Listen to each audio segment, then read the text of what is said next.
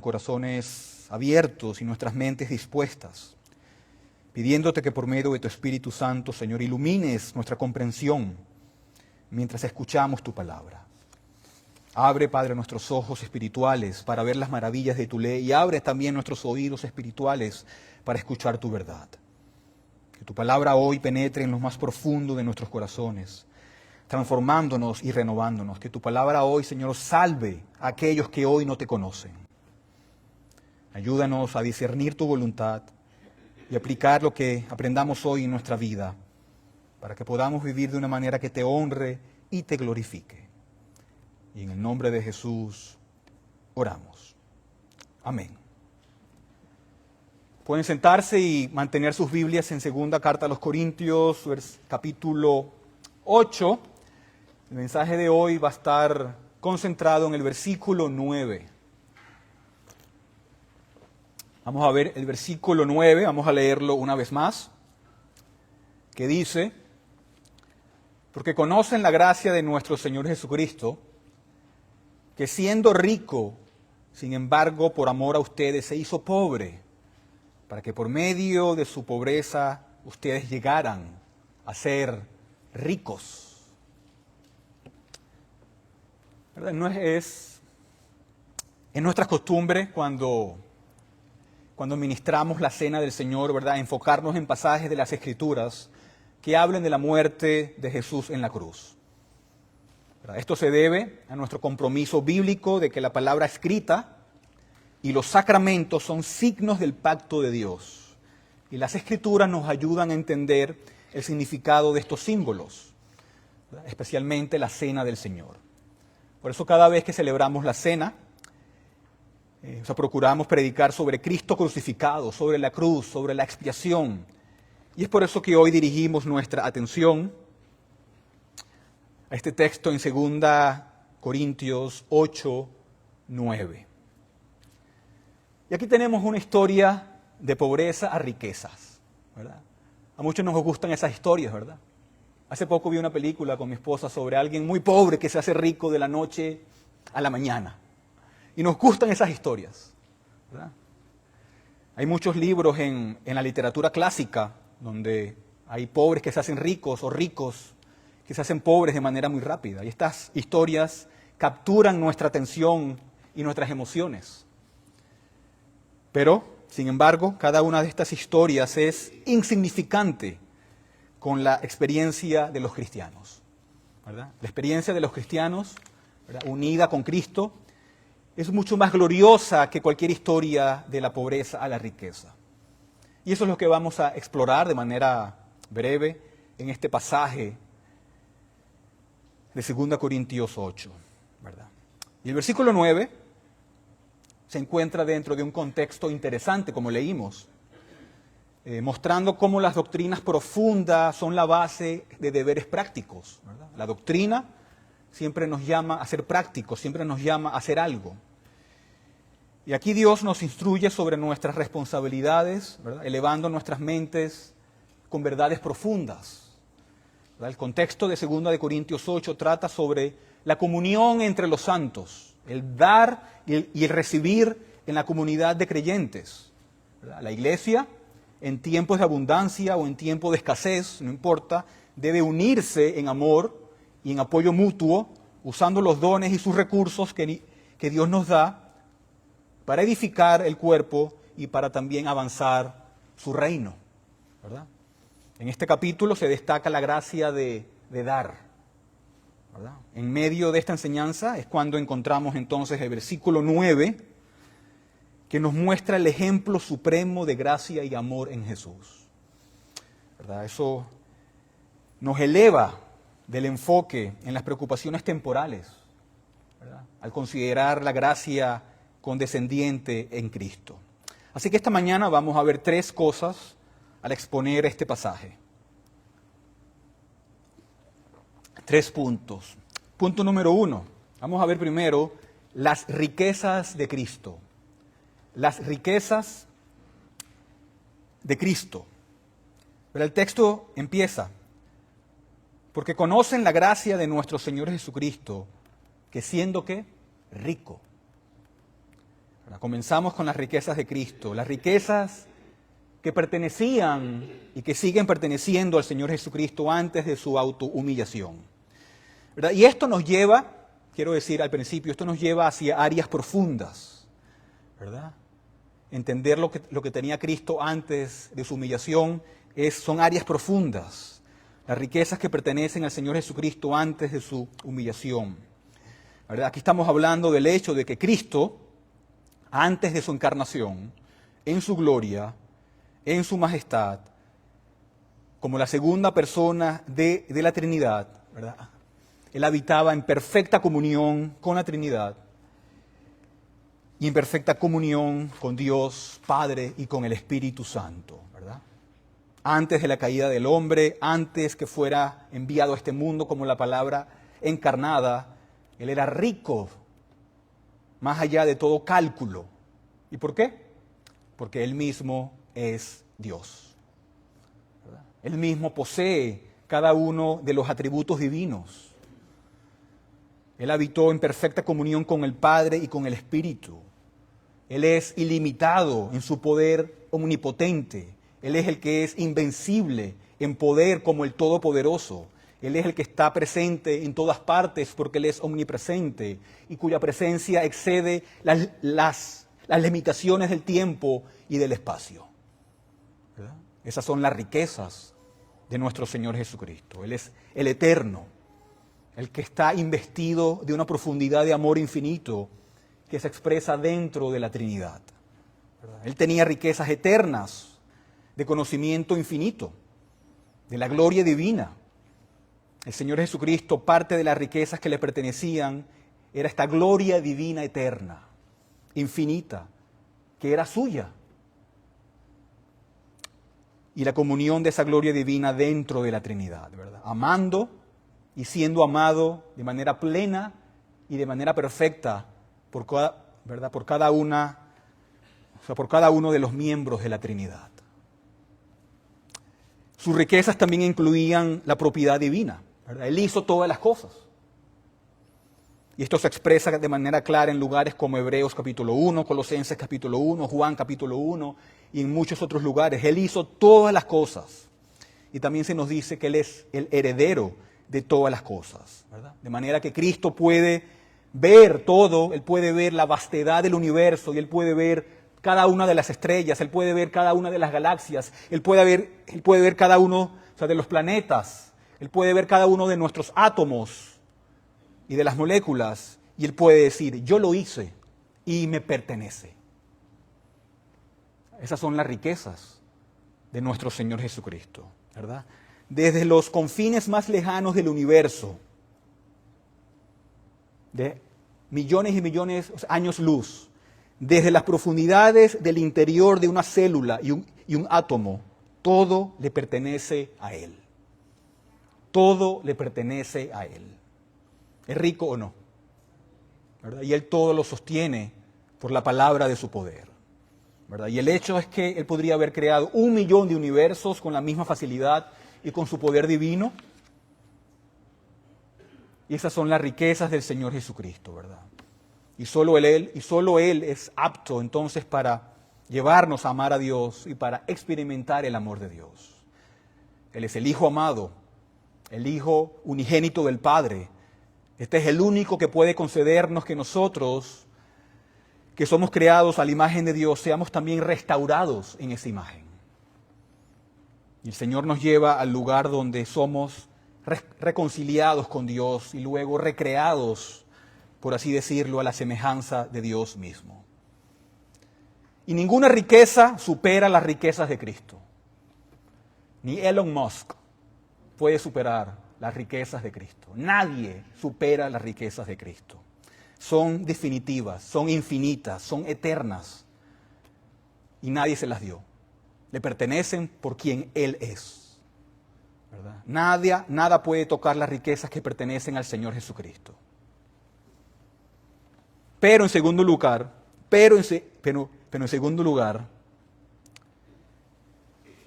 vemos algo que nos sorprende.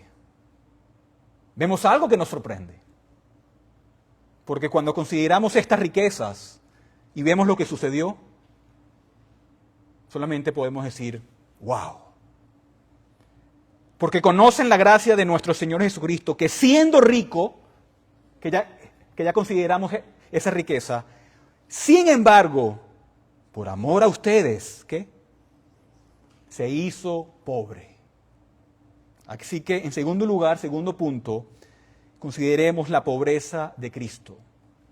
La pobreza de Cristo. Y aquí hay que notar muy bien los tiempos de los verbos, ¿verdad? Los tiempos de los verbos. Noten que no dice que Él se hizo rico. Dice que siendo rico, es algo continuo, Él siempre ha sido rico, ¿verdad?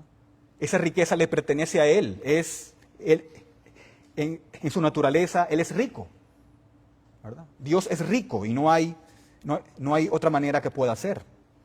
Pero noten que sigue diciendo que se hizo rico. Siendo rico, se hizo ¿qué? Perdón, pobre. Se hizo pobre. Así sí, perdón. Siendo rico, se hizo pobre. ¿Verdad? Esto es Él, ¿verdad? No siendo reducido a la pobreza por alguna fuente externa, ¿verdad? Nadie lo hizo pobre. Él, de manera voluntaria, de manera libre, ¿qué? Se hizo pobre. ¿Verdad? Filipenses 2 nos habla de su humillación. Él se entregó a sí mismo a la pobreza. Y debemos de ser muy claros cuando hablamos en estos términos, porque el Señor Jesucristo nunca dejó de ser lo que era, ¿verdad? Él nunca dejó de ser Dios. Cristo, como la segunda persona de la Trinidad, de ninguna manera dejó de ser en todo lo que era en su ser divino. Él es inmutable, Él es inalterable, no dejó de ser lo que era. Pero entonces, ¿cómo se hizo pobre? Se hizo pobre por adición, no por subtracción. ¿Verdad? Él añadió humanidad a su persona, a su naturaleza, ¿verdad? Así que en la privación, en la vergüenza, en la humillación de la encarnación misma, Él todavía tiene toda su gloria y su naturaleza divinas, pero están veladas, ¿verdad? ¿Se acuerdan de la transfiguración? Allí se pudo revelar de manera breve su gloria, ¿verdad? La gloria divina todavía se manifiesta mucho en la persona y en la obra del Señor Jesucristo, pero hay una condescendencia que está ocurriendo. Cristo se está inclinando, Cristo se está bajando, Cristo se está humillando, ¿verdad? Por ejemplo, lo vemos en su concepción, siendo concebido por el Espíritu Santo en el vientre de una humilde virgen judía, no nacido en un palacio lujoso, sino en un establo y en un pesebre, ¿verdad? Vemos su humillación y su pobreza al ser un infante indefenso en los brazos de su madre.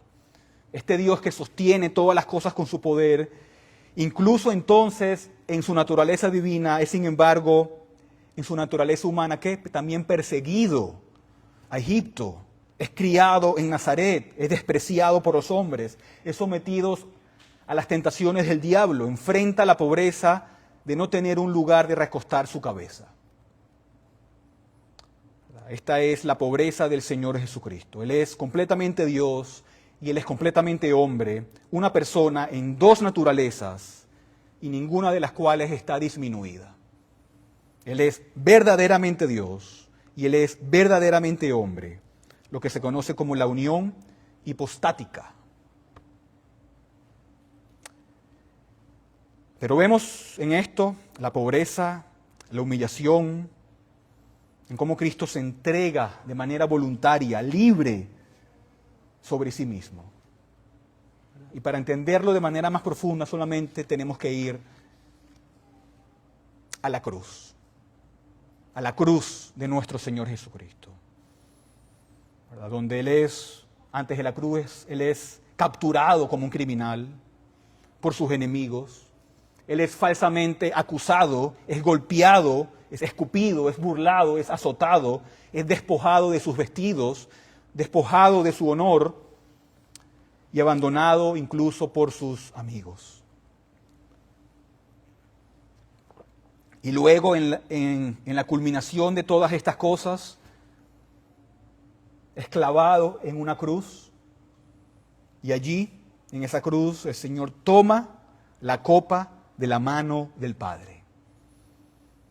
La copa de la furia de Dios, la copa de la ira de Dios, la copa de la indignación justa de Dios, es tomada en su totalidad por el Señor Jesucristo. Él recibe el castigo que tú y yo merecemos por nuestros pecados. Él está colgado allí como nuestro sustituto, siendo castigado por nuestros pecados.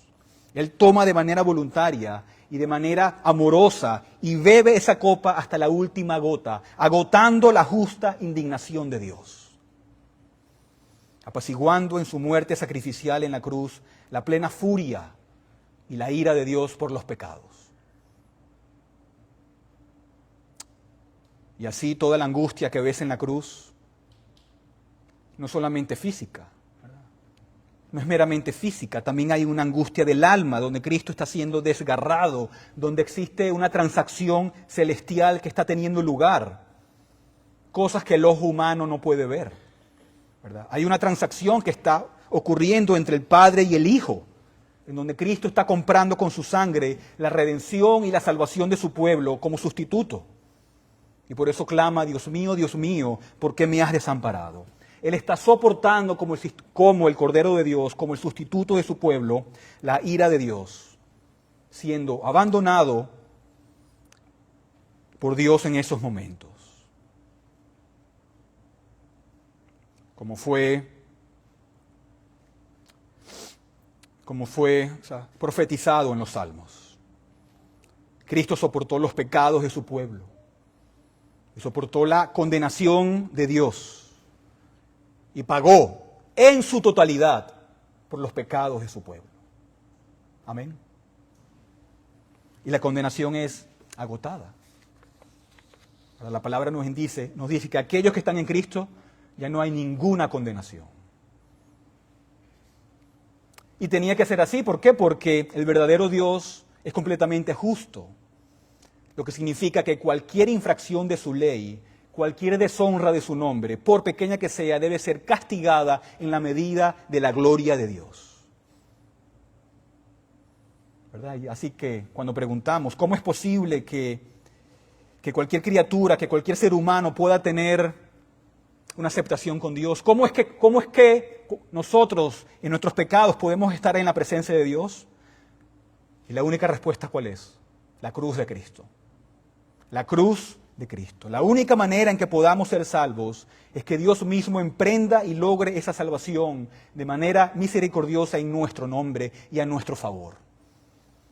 Razón por la cual el Hijo es enviado como sustituto y es Dios mismo quien desde el principio hasta el fin está asegurando, está comprando, está obteniendo la redención completa de su pueblo. En su gracia Dios dándonos de su misericordia. Cristo en el lugar de su pueblo y cumpliendo cada una de las demandas de la ley. Él soporta el infierno que tú y yo merecemos. En su obediencia perfecta, tanto activa como pasiva.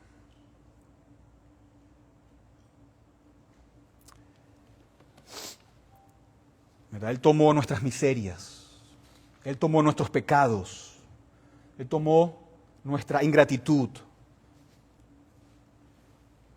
y lo más pobre que puede haber en este mundo, que es el pecado, y Él lo tomó todo.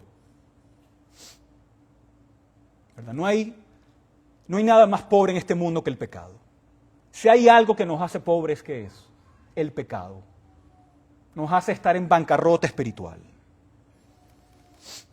¿Verdad? Nos hace ser merecedores del infierno. ¿Y todo esto para qué? ¿Por qué todo esto? ¿Por qué su pobreza? ¿Por qué se humilla de tal manera? Bueno, el texto continúa. Para que por medio de su pobreza, ¿qué? Ustedes llegaran a ser ricos. Así que, en tercer lugar, ¿verdad? Tercer punto, tenemos las riquezas del cristiano. Las riquezas del cristiano. ¿verdad? Y noten la frase anterior que dice, sin embargo, ¿por qué? Por amor a ustedes. Todo se hizo por amor. Todo se hizo por gracia. ¿Verdad? Este es Dios dándonos lo que no podemos ganar, lo que no merecemos, lo que nadie podría merecer. El amor fue lo que movió al Señor Jesucristo a hacerse pobre. ¿Verdad? Cristo yendo de riquezas a pobrezas. Y nosotros yendo de pobreza a riquezas. Y este es un texto que ha sido torcido, que ha sido mal usado y que ha sido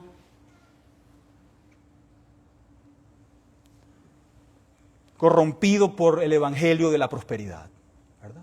Obviamente no está hablando de riquezas de dinero, ni riquezas materiales. Está hablando de los beneficios que hemos obtenido de la muerte de nuestro Señor Jesucristo.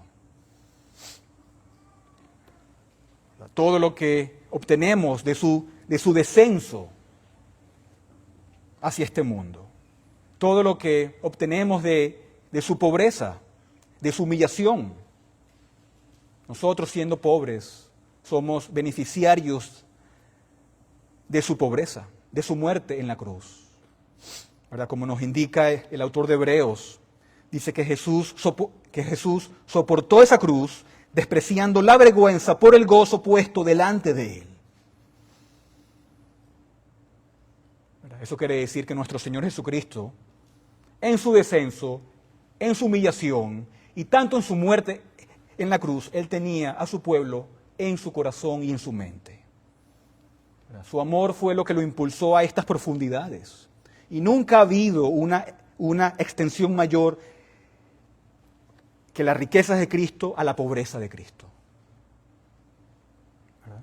Si preguntamos, ¿qué impulsaría estas profundidades si no es el amor infinito?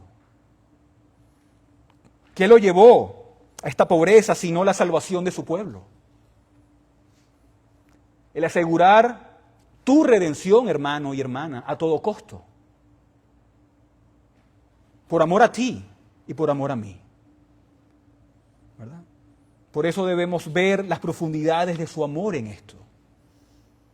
Cuando entendemos su amor, eso debe de causar gozo en nuestros corazones. Debemos ver las profundidades de su amor. Porque cuando vemos las profundidades de su amor, es cuando nunca vamos a dudar de su amor. ¿Cómo? ¿Cómo podríamos dudar de su amor cuando entendemos su amor? Cuando entendemos lo que Él hizo por nosotros. Cuando entendemos lo que Él estuvo dispuesto de ir de las riquezas a la pobreza por amor a nosotros. ¿Verdad? ¿Para qué? Para enriquecernos espiritualmente y salvarnos de nuestros pecados. ¿Verdad? De arrancarnos de manera literal del infierno a donde íbamos. De arrancarnos como tizones del fuego y luego hacernos reyes y sacerdotes para Dios y colocados en el trono del cielo mismo y coherederos junto con Cristo. Nada se compara con eso. Nada se compara con esas riquezas. ¿Verdad? Y esa es la experiencia del cristiano. Esa es la experiencia del cristiano. ¿Verdad?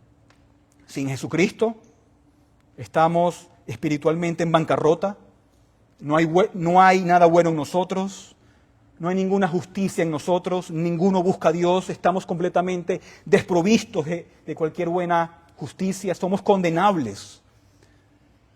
Y es justo que vayamos al infierno, eso sería perfectamente justo. Si queremos justicia, esa sería la justicia. Pero gracias a Cristo, a su amor y a su gracia, no obtenemos lo que es justo. Obtenemos aquello que es misericordioso y lleno de gracia. Porque lo justo fue derramado en Cristo Jesús. Y somos liberados de la esclavitud del pecado bajo la ira de Dios. ¿Cómo? A través de Cristo que viene y paga esa deuda incalculable que no podríamos pagar nosotros si tuviéramos 1.000.000 de años para vivir. Él viene y nos libera del infierno. ¿Verdad? Y no sé si están entendiendo lo que estoy predicando. ¿Ah? No sé si están entendiendo lo que estoy predicando. Eso es una verdad gloriosa que debería causar emoción en ¿verdad? En nuestros corazones, que debería regocijarnos, que debería hacernos saltar de emoción por lo que Él ha hecho por nosotros. ¿Verdad? Nos hace sacerdotes, nos hace reyes, nos hace ricos, nos hace capacitados para ir al cielo y tener comunión con nuestro Señor Jesucristo, de tener comunión en su mesa. Porque solamente aquellos que han sido ricos en su pobreza son los únicos capacitados para venir a la mesa del Señor. Y por eso Él es nuestra alabanza, Él es nuestra esperanza, Él es el objeto de nuestro amor. ¿Verdad? Muchas veces cuando hablamos del cielo, lo que estamos viendo el domingo en la mañana, los domingos en la mañana, muchas veces cuando las personas hablan del cielo, dicen, ¿verdad? Hablan de otras cosas, hablan de los familiares que van a ver allá, o hablan de las cosas que la palabra nos describe. Pero la Biblia es muy clara cuando nos dice que la gloria del cielo es el Señor Jesucristo. Que el cielo no fuera el cielo, si no fuera por el Señor Jesucristo, ¿verdad? Un gran autor, un gran puritano, él decía, si Cristo no estuviera en el cielo, no quiero ir allí. Si Cristo no estaría en el cielo no me apetece. Él es lo que hace el cielo un deleite, y Él es lo que hace el cielo deseable. ¿Verdad? Entonces Él, en su riqueza, Él se humilla para que podamos ser exaltados. Él fue llevado abajo para que podamos ser llevados altos. Él estuvo dispuesto a venir y ser hecho pecado por nosotros para que podamos ser hechos justicia de Dios en Él. Y por eso lo amamos, ¿o no? Por eso lo amamos. Aunque nuestro amor es inadecuado en este mundo, nuestro amor surge de su amor perfecto. ¿Verdad? ¿Qué no haríamos? ¿Qué no haríamos por ese Salvador? ¿Qué no haríamos por su causa? ¿Cómo no predicar ese evangelio a aquellos que no lo conocen? ¿Cómo no predicar y proclamar este mensaje a aquellos que todavía están perdidos en sus pecados? Por amor a Él.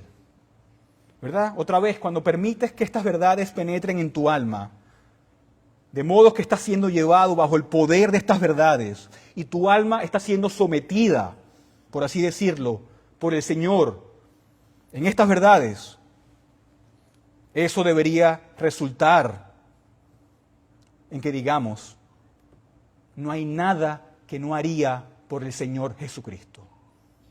Dedico mi vida al Señor Jesucristo. Dedico mi trabajo, mi tiempo, mis esfuerzos, mis recursos, mi mente, mi corazón, mi alma, todo al Señor Jesucristo. ¿Qué no sufriría por Él? ¿Qué no sacrificaría por Él? ¿Qué no gastaría por Él? Por su gloria, por su alabanza y por la extensión de su reino. Por eso hoy en el sacramento de la Santa Cena, eso es en lo que debemos de meditar. ¿Estamos viviendo dignamente de la salvación que hemos obtenido en el Señor Jesucristo? ¿En qué estoy dedicando mi tiempo? ¿En qué estoy dedicando mis recursos? ¿En qué estoy dedicando mis fuerzas? ¿Para la extensión del reino de Cristo o para promover mi vida en este mundo? ¿Verdad? Ante lo que hemos visto, entre sus riquezas y su pobreza,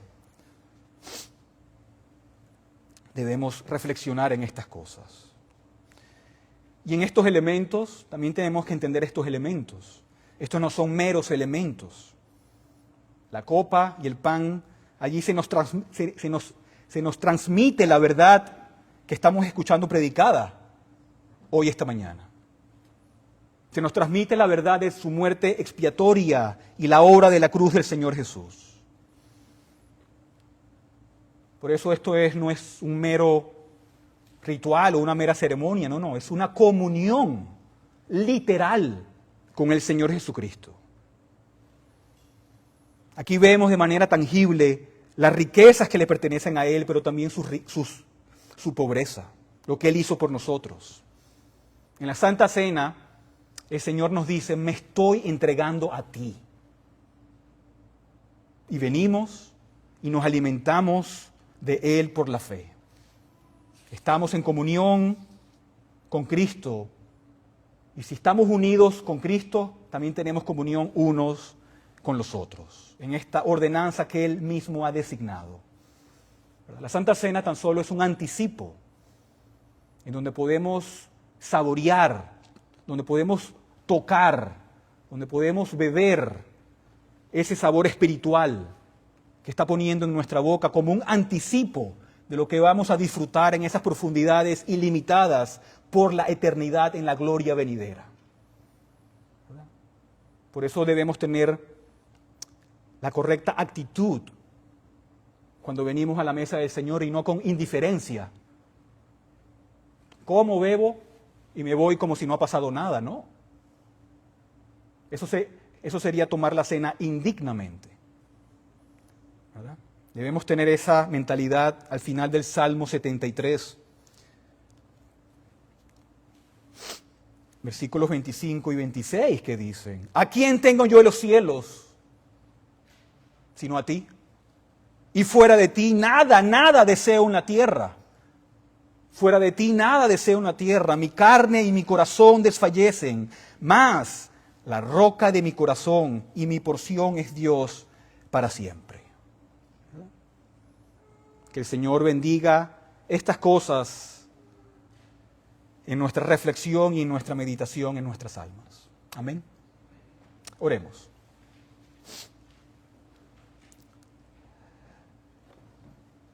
Oh amado Padre Celestial, gracias Señor. Gracias por la gracia y el amor que has mostrado a través de tu Hijo, nuestro Señor Jesucristo. Gracias por recordarnos hoy de las riquezas de Cristo, quien siendo rico, se hizo pobre por amor a nosotros, para que a través de su pobreza nosotros fuéramos enriquecidos. Y nos humillamos, Señor, ante tu presencia, maravillados por este sacrificio inmenso y amoroso. Y te pedimos, oh Señor, que estas verdades penetren profundamente en nuestros corazones, que comprendamos y apreciemos cada día más la magnitud del sacrificio de Cristo y que vivamos en respuesta a esta gracia que nos salva.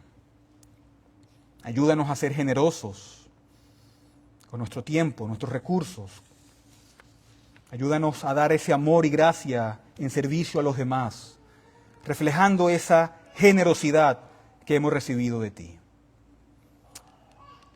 Padre, fortalece nuestra fe, fortalece nuestro compromiso de vivir vidas que den gloria a tu nombre. Te pedimos, Señor, que guíes a cada uno de nosotros en nuestros caminos y que nos uses como instrumentos de tu paz y justicia en este mundo. Oh Padre, y que nuestra iglesia sea luz y amor en un lugar donde tu gracia sea evidente y donde todos puedan encontrar refugio y esperanza en ti. Gracias, Señor, una vez más por tu inagotable amor y misericordia. Y a ti sea la gloria, la honra y el poder por siempre. Y en el nombre precioso de Jesús oramos. Amén.